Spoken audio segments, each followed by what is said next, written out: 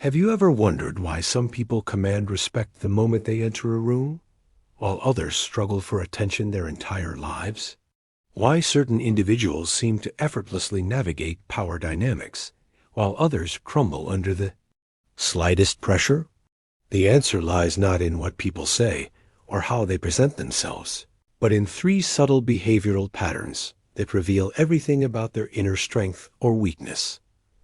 Imagine being able to see through every facade, every carefully constructed image, every performance designed to impress. Picture having the ability to identify who will stand by you in crisis and who will abandon you the moment things get difficult. This isn't about reading body language or analyzing vocal patterns. This is about recognizing the psychological fingerprints that no one can fake for long. Niccolò Machiavelli, the master strategist who navigated the treacherous courts of Renaissance Italy, discovered something profound about human nature. Surrounded by liars, opportunists, and pretenders, he couldn't afford to guess who possessed genuine strength and who was merely performing it. His survival depended on his ability to distinguish between authentic power and elaborate theater. What he learned changed everything about how he approached relationships, alliances, and leadership. The truth is, you can fake confidence for a meeting. You can fake kindness for a conversation. You can even fake discipline for weeks or months. But there are three behaviors so deeply rooted in a person's psychological foundation that they leak through every crack in their performance. These patterns are invisible to most people, yet they tell the complete story of who someone really is when the spotlight fades and the pressure mounts. Machiavelli observed something that modern psychology has confirmed. Weakness doesn't announce itself with obvious signs.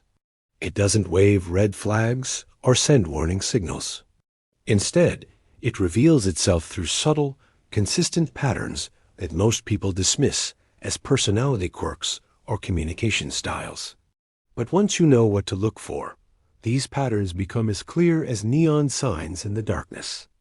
The first pattern is perhaps the most dangerous because it masquerades as thoroughness, as conscientiousness, as being reasonable and responsible.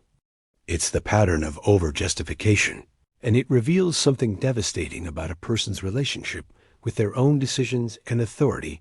Watch carefully the next time someone explains a choice they've made. Notice not just what they say, but how much they say it. Strong individuals make decisions and move forward. They might provide context when asked, but they don't feel compelled to build elaborate arguments for every choice. Weak individuals, however, cannot rest until everyone understands not just what they decided, but why they decided it, how they arrived at that conclusion, what alternatives they considered, and why those alternatives were inferior. This isn't about being thorough or transparent. This is about seeking permission retroactively. It's the behavior of someone whose internal conviction is so fragile that it requires constant external validation to survive. They explain not to inform, but to be agreed with. They justify not to clarify, but to be approved of. Every lengthy explanation is actually a question in disguise. Please tell me I made the right choice. Machiavelli witnessed this constantly. In the political arena, princes who were secure in their authority spoke sparingly. Their commands were brief, their reasoning was private, and their decisions were final. But ministers, merchants, and those desperately climbing the ladder of influence, they talked endlessly. They needed others to follow their logic so they could believe in it themselves. They required consensus to feel confident in choices they had supposedly already made. The overjustifier lives in a prison of permanent insecurity. Every decision becomes a performance. Every choice becomes a debate. Every action becomes a referendum on their worthiness.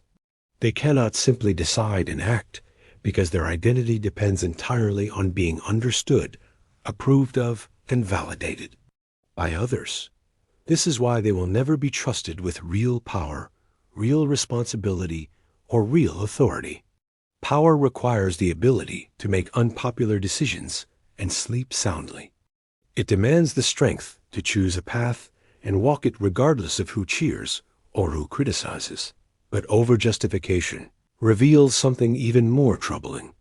These individuals have never learned to trust their own judgment. They outsource their confidence to the crowd.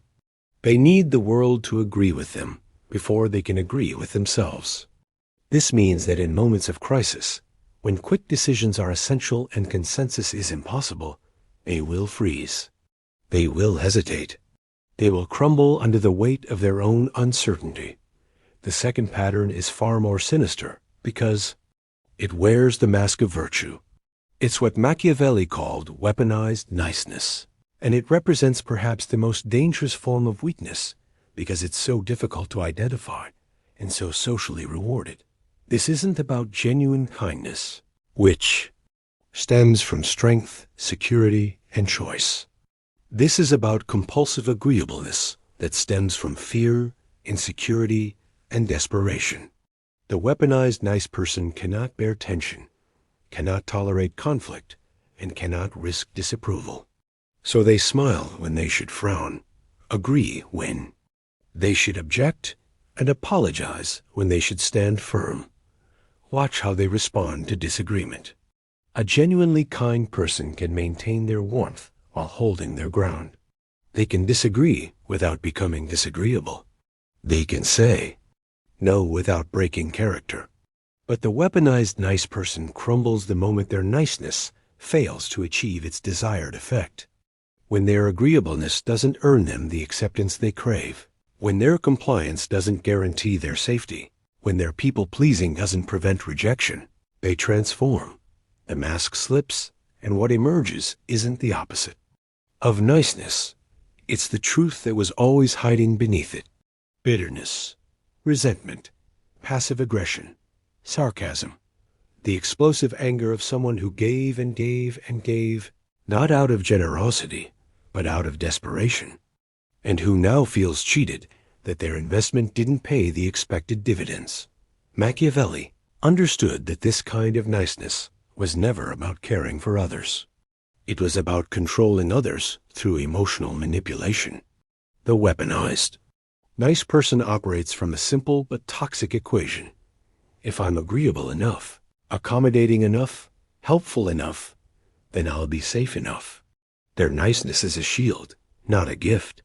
It's a strategy for avoiding confrontation rather than an expression of genuine goodwill. This pattern reveals someone who has never learned to set boundaries, never developed the strength to face conflict, and never built the internal foundation necessary to stand alone when necessary.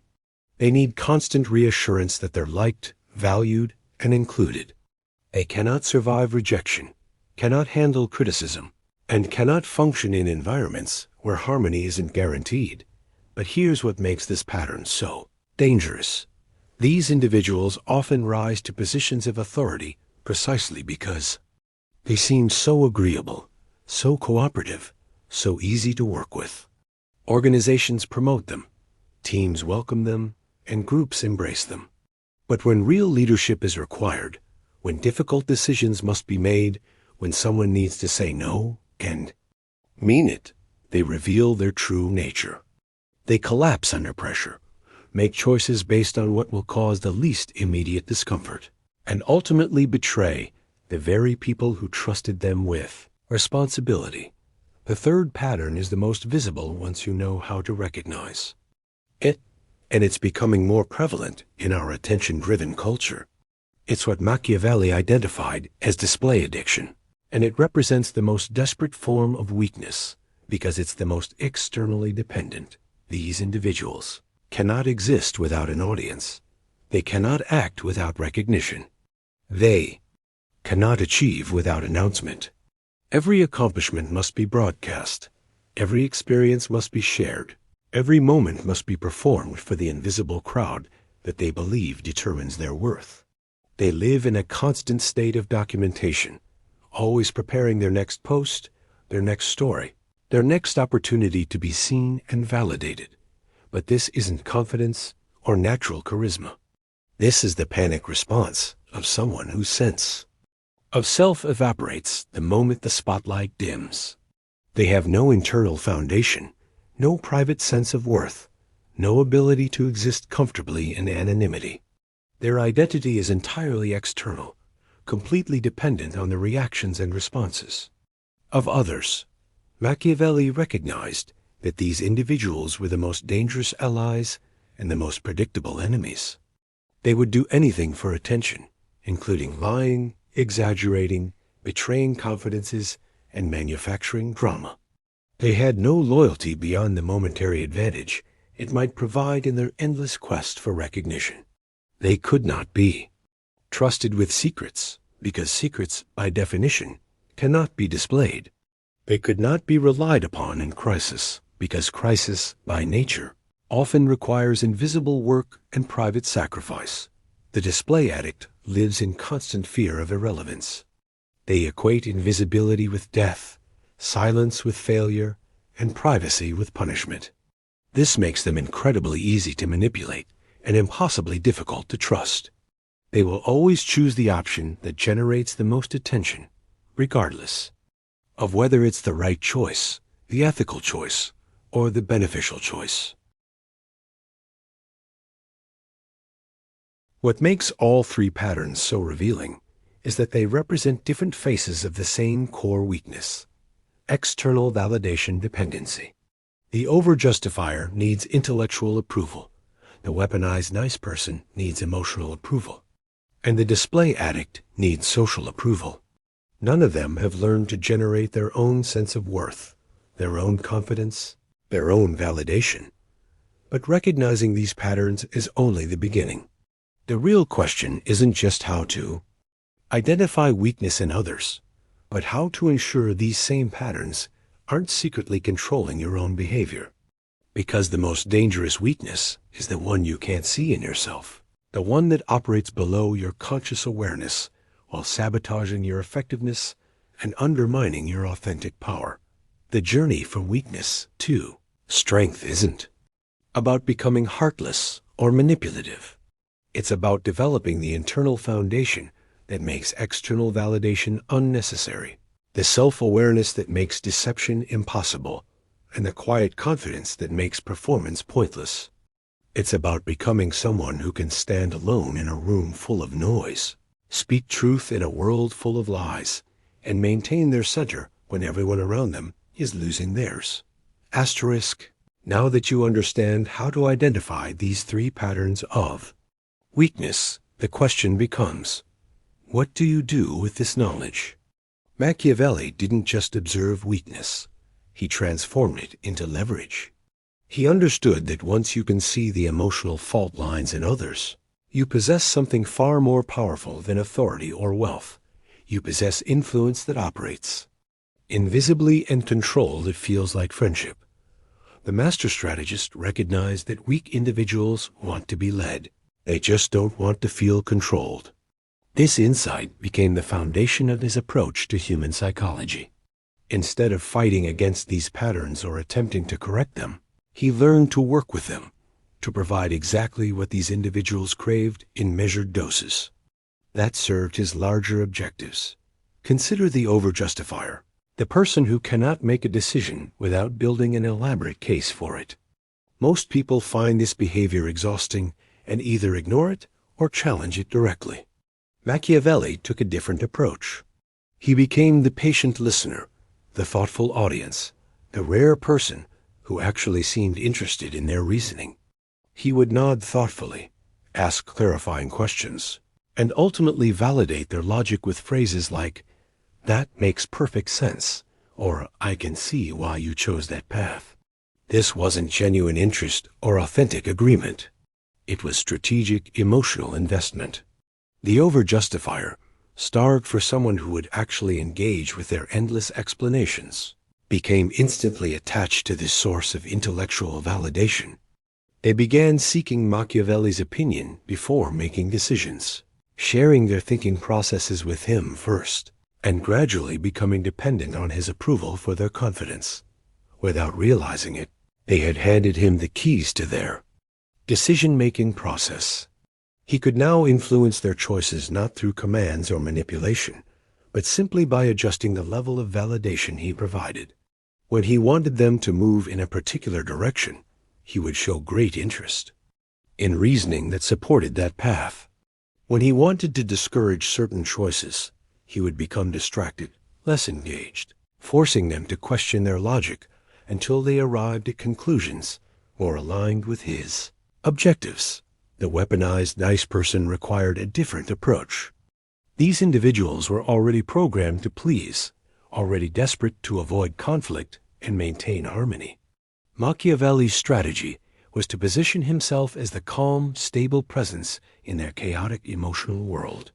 While everyone else either took advantage of their compulsive agreeableness or grew frustrated with their lack of backbone, he became their sanctuary.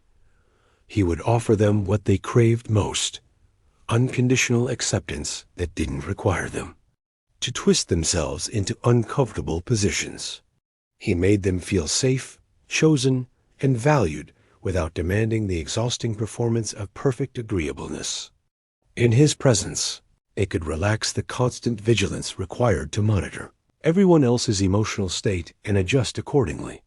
But this sense of safety came with an invisible price. The weaponized nice person, finally finding someone who didn't seem to require their compulsive accommodation, became fiercely protective of that relationship. They would defend Machiavelli against criticism, support his initiatives without question, and work tirelessly to maintain his approval. Their loyalty wasn't based on shared values or mutual respect. It was based on emotional dependency. He had become their drug, and they would do anything to ensure their supply remained uninterrupted. The display addict presented the most interesting challenge because their need for attention seemed to conflict with Machiavelli's preference for operating behind the scenes. But he discovered something crucial.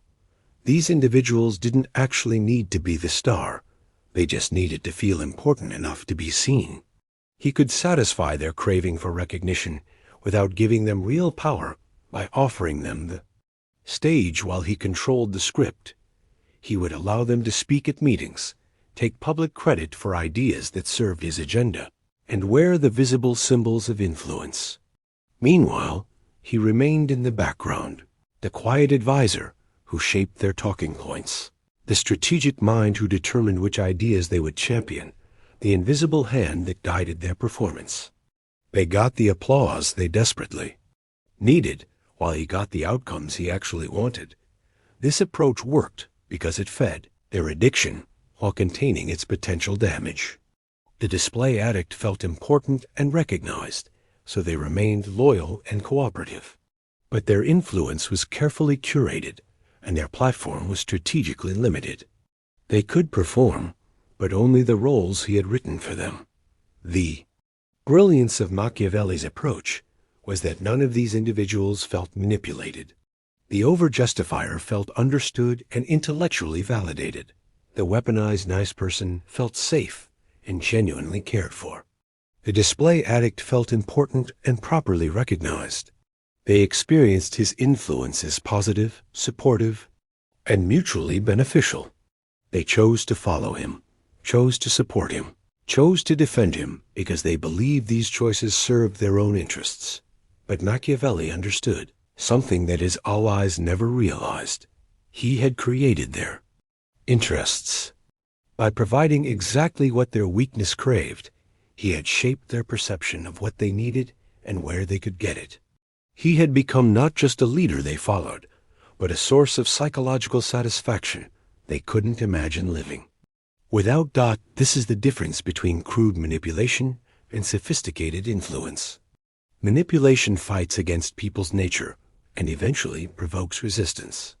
Influence works with people's nature and creates willing cooperation. The manipulator demands compliance and breeds resentment. The influencer creates conditions where compliance feels like personal choice and breeds gratitude. However, Machiavelli's most important insight wasn't about controlling others. It was about controlling himself. He recognized that the same patterns of weakness he identified in others could easily emerge in his own behavior if he wasn't vigilant. The difference between the influential and the influenced often came down to self-awareness and self-discipline. Developed what we might call a weakness detection system for monitoring his own psychological state. He would regularly examine his motivations, his emotional responses, and his behavioral patterns to ensure he wasn't falling into the same traps that made others so predictable and controllable. When he found himself explaining his decisions at length, he would pause and ask whether he was sharing information or seeking validation. If it was the latter, he would cut his explanation short and let his actions speak instead. He trained himself to be comfortable with others not understanding his reasoning, not agreeing with his choices, and not approving of his methods. He monitored his relationship with conflict and tension. When he noticed himself avoiding difficult conversations, smoothing over legitimate disagreements, or saying yes to requests that conflicted with his priorities, he would force himself to lean into the discomfort. He practiced saying no without explanation, standing alone against popular opinion, and maintaining his position despite social pressure. Perhaps most importantly, he regularly audited his relationship with attention and recognition. He would deliberately choose invisibility when visibility was available, work behind the scenes when he could have been center stage, and allow others to receive credit for achievements he had orchestrated. This wasn't self-denial or false modesty. It was strength training for his ego. He was conditioning himself to derive satisfaction from results rather than recognition, from effectiveness rather than applause. This internal discipline created what he called psychological invulnerability.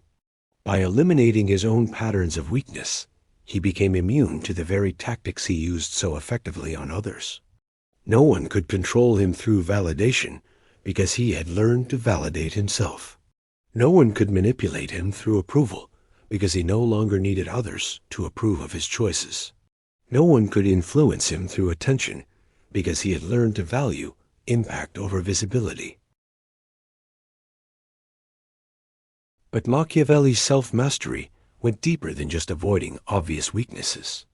He developed the ability to remain calm and centered in situations that would trigger panic in others. While weak individuals became reactive when challenged, defensive, when criticized, or desperate when ignored, he maintained his composure and clarity. This emotional stability became his greatest strategic advantage because it allowed him to think clearly when others were being ruled by their feelings.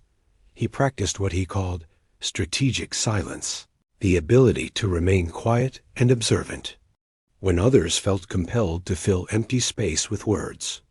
This silence served multiple purposes. It allowed him to gather information while others revealed their thoughts and motivations.